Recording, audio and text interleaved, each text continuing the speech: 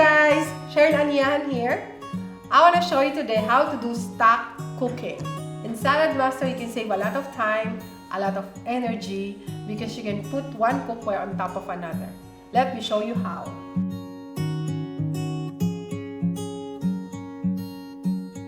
So, I am actually cooking today sinigang on my 10-quart roaster and rice on my 9-inch skillet. This is the rice, about 4 cups. And this is the sinigang. And you can see a step-by-step process of how I cook this in a separate video. Just click this link. So, when you hear the clicking in the rice, you just turn down a bit. So, I put it at number 4. Once you hear the clicking, just remove the lid and replace it with our 11-inch skillet. Put it upside down. Okay? Now, our rice, after clicking, you put it here as well. So, it's not yet fully cooked. You will need another probably 10 to 12 minutes for the rice. Once you cook the sinigang, your rice will be cooked too. Save time, save energy. If you see the bubbles on the side, it's time to put the heat down to low. Because at this setting, there is no vapor valve. So you will not hear the clicking because it's a different lid.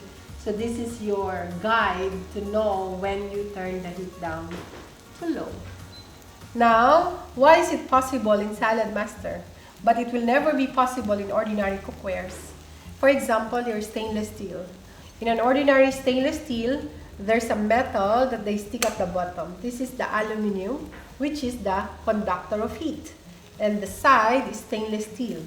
Meaning, during cooking, this is the only thing that is heating up. The side is not as hot. In Saladmaster, as you can see, there's no aluminum that's sticked at the bottom.